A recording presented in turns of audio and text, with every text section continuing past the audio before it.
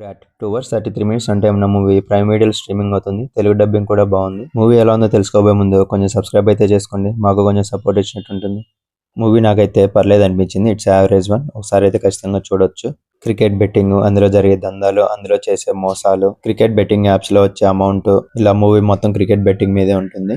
Story విషయానికి వస్తే Christy alias darling Krishna delivery boy గా చేస్తుంటాడు. సులభంగా డబ్బులు సంపాదించి కోటీసుడు అవ్వాలని కలలు కంటూ ఉంటాడు. దీంతో ఈజీ మనీ కోసం క్రికెట్ బెట్టింగ్ లోకి దిగుతాడు.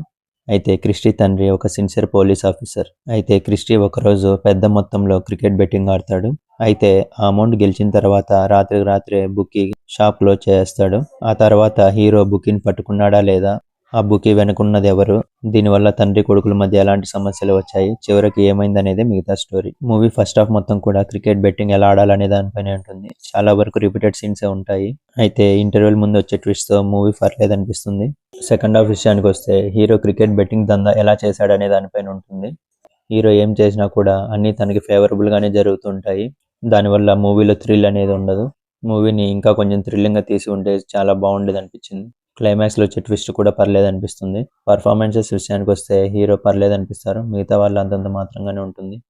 ఫైనల్ వర్డిక్ట్ ఏంటంటే మూవీ మొత్తం ప్రెడిక్టబుల్ గానే ఉన్నప్పటికీ బెట్టింగ్, దాని మీద జరిగే దందా గురించి కొన్ని ఇంట్రెస్టింగ్ ఎలిమెంట్స్ ఉండడంతో మూవీ పర్లేదు అనిపిస్తుంది. ఖచ్చితంగా ఒకసారి అయితే చూడొచ్చు.